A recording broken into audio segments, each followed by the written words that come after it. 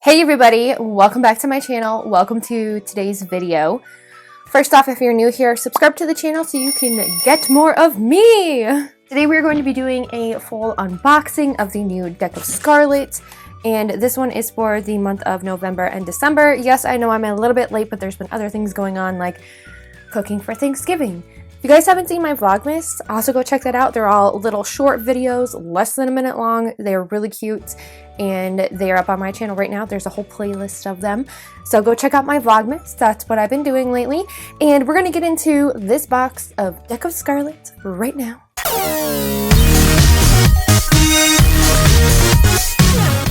I actually already opened it up just so I wouldn't have to open it up on camera, but this is the new Deck of Scarlet, and this was released for November/December, and it is a full palette this time, and it looks like they did not collaborate with anybody again, which is really interesting because usually they collaborate with influencers, and I'm thinking that maybe their brand is going in a different direction and they're not collaborating with influencers as much as what they were in the past. That's how they got their name, how they got their brand, was that they would collaborate with influencers. Those influencers would create a eye face palette, and it would come with 2 face products, and then it would come with 4 eyeshadows and 2 lip products, and then a little extra thing on the side like this here. And then you could subscribe and get it every other month for $30. We have 2 things in my box this time. We're gonna go over the palette first because this is what is most interesting to me. It's called Nightlife and Nerve. Their packaging is always so beautiful, and once again, they are cruelty-free. This one is not vegan, but it is cruelty-free. So here is the palette here. It looks very graffiti-like. Very sleek design, and then you open up the palette and these are the colors inside. So I'm noticing some neon, some purpley colors. We do have a couple, we have a duochrome in here, and then a midnight looking, it's called Counterculture. It is a purple color right here. It's really pretty. Super interesting palette for this time around. You got some nudes in here, you got some really bright shades in here. I'm noticing that blue theme to it. One thing I always notice with the Deck of Scarlet palettes is that they always incorporate some sort of neutral theme into it. And then we also have in here Glow Crazy Illuminating Jelly. It is a Lady Stardust Jelly. It's a bouncy, whoa, that's it's a bouncy textury formula. This would be cool as an eye topper, even if you just lightly dot it on your cheeks to create a really nice highlight. So we have that as well. And it just has the ingredients in here. It doesn't really give you any information about the palette. It does say that the Nightlife and Nerve is bright lights, bold colors, and undeniable grit. Packed with shades as vivid as the city itself, our underground palette pays homage to New York City and its vibrant counterculture, giving a nod to spirited display of street art with intense neons, or create a smoked out effect that fits in both warehouse parties and gallery openings alike. Between the glitter, grit, and pulsating music from the loft overhead, the city has a heartbeat, and it's enough to kick your creative rebellion into overdrive. So that's where they got the whole graffiti street art from, and then it's supposed to reflect the underground, the nightlife of New York City. I've never been to New York City, so I don't know what it's like, but I want to dip into this palette, see what we can create today. Like I said, there are quite a few neutral tones in here, and then there's some pops of blue and that neon as well. If you really take out some of the colorful shades in here, you don't have a lot of actual you would take out 4 of the shades, and then the rest of them would be just your typical neutral palette. So it's a 10-pan palette. You take out 4 of the shades, you have a neutral palette. If I'm going to be honest here, and if this is going to be one of those oh, let's spruce it up, let's do some knit and grit and something outside the box, I would think about half of the palette would be those over-the-top shadows, and then you would incorporate some of those nudier shades. But this one has more of the nude side than it does the colorful side. So we'll see what we can create with this today. Something nitty gritty. It kind of matches my sweater. Didn't even realize I did that. And we'll get into this eyeshadow look. To prime my lids, I am going to be using the e.l.f. Putty Primer. The e.l.f. Putty Primer is actually a really good dupe for the MAC Paint Pot, and I think it's a fraction of the cost. I think the MAC Paint Pot is a $30. The e.l.f. one is a $6, $5, not even that much I don't think, but it's a very affordable eyeshadow base. and it creates a very neutral base, and it's like one of the best ones to use if you're doing colorful shades, like something completely out of the box. I use the white one if I'm using a duochrome. I use the neutral one if I'm doing more of a darker eye, or if I don't really want to pick up the duochromes. Then we are going to start with a neutral crease. We're going to use Downtown, which is this mauve color right here. Going in with a fluffy brush from Moda, the M16 fluffy brush from Moda. I am using this brush to really blow out the transition color. This is like your typical mauve brown, nothing super special about it. Taking a Moda M27, we're going to take this color here, Bowery. Okay, it's a blue and it is a matte. It's a true blue. Right now we're just kind of like packing on the color. I'm not tapping off the excess because I kind of want this to be super pigmented on the eye. Blue shades like this tend to have like a really hard time blending out. So I'm going to try blending this after I get some pigment on there. We're not taking it all the way in. We are going to do something else on the inner corner.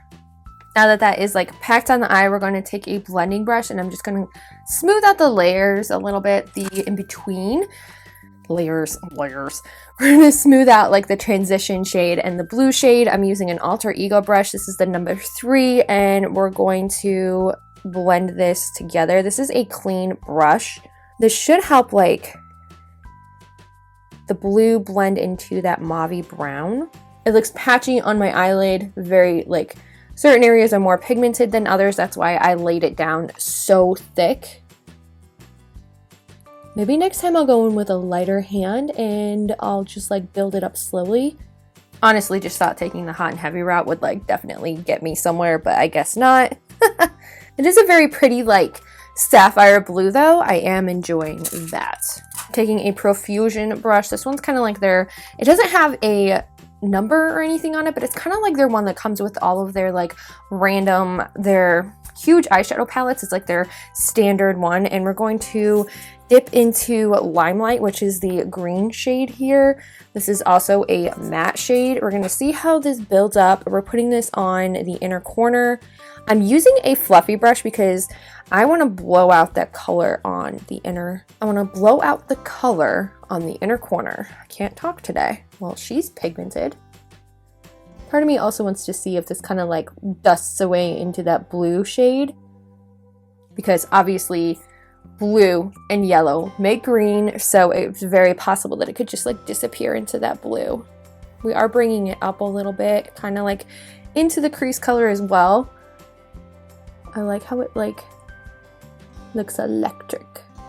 I'm also just kind of like letting it float down onto the lower lash line right here. And then we'll blend this into the blue. See if it gets musty or not, like muddied up and everything. I do kind of feel like it's not as electric as what it could be. I feel like it's not picking up like enough of that electric green. Maybe if I lay down a white base next time. Just putting a little bit more pigment right on that inner corner. I'm going to take that crease brush that I used and we're just going to blend up here again. Then we're going to take the M27 again. I did clean it off. It kind of looks stained. But there is a duochrome shade in here. It is called Dive Bar and it is a purple blue shift. It's this color here. We're going to put this over the blue. Let's see how electric we can make it. I think this is going to be a good brush choice because it kind of like packs on the pigment really well. We're going to put this over the blue. Ooh, that's cool.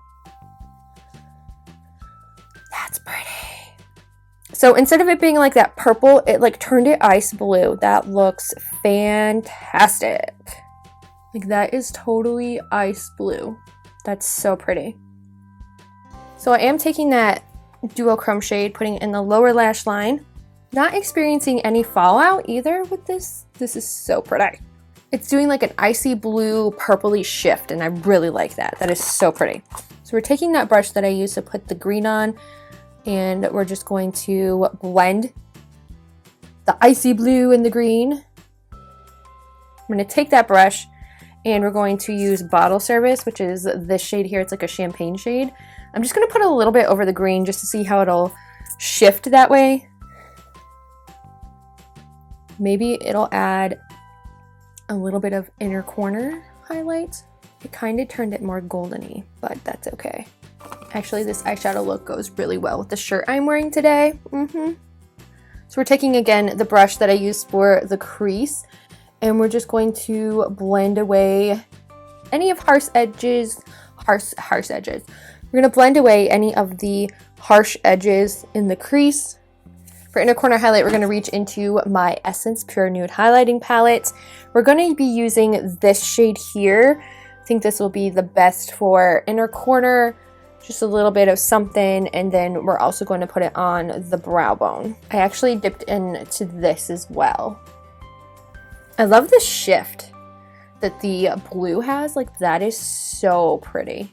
Using those same two highlight shades, we're highlighting the brow bone. Spray my face before we get into the mascara. We do have this like jelly thingy here. I think I'm just going to use a little bit and put some on my cheeks, maybe give it a little bit of that like dewy glow to it.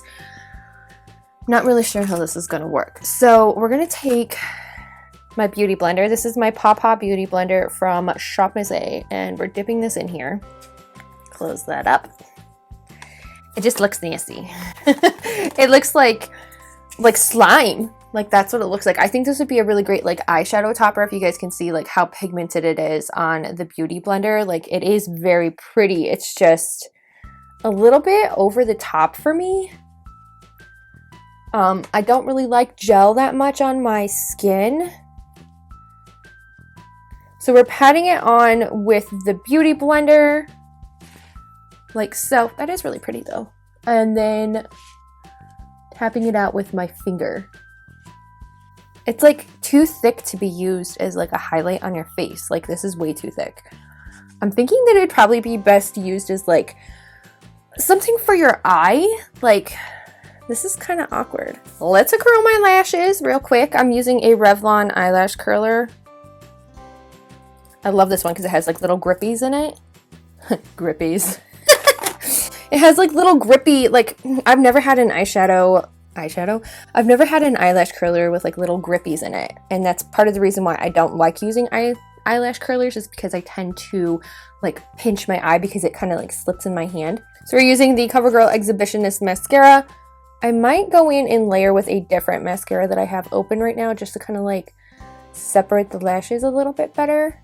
I like this formula because it's thick enough that it coats your lashes really well, but it also is thin enough where usually they don't get too clumpy. I think it's way better than the Better Than Sex formula. It's like an $8 or $9 mascara, and the wand is shaped exactly like Better Than Sex, but the formula is way better. Definitely forgot to mention what other mascara I'm using, and it is the Urban Decay Troublemaker mascara. I found that it's really good for like separating my lashes, but volumization, it sucks.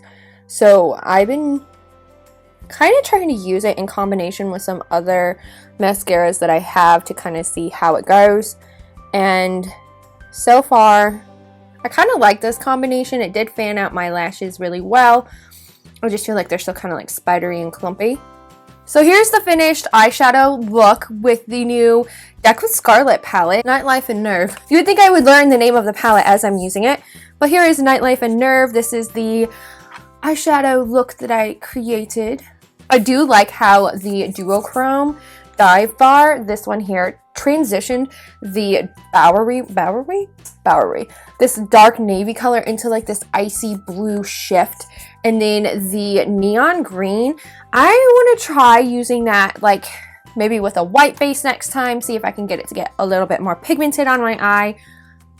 It's okay. It's like, right now it looks a little bit muted, and I'm kind of skeptical as to whether or not I'd be able to get like a really neon look with just that one eyeshadow. I think it's really pretty though. All of them went on the eye very nicely. They all blended out really well. As far as the jelly thing, I don't really like it as like on my face as like a highlight or as like an accent on my highlight. I don't like it like that. Maybe it would be better as an eyeshadow topper. But I really like the eyeshadow look that I came up with. It's very like bright, different. It matches my shirt, and I didn't even mean to match my shirt to this eyeshadow palette today. As far as the eyeshadow actual overall like design goes, I absolutely love the packaging. I think it's so original, so unique.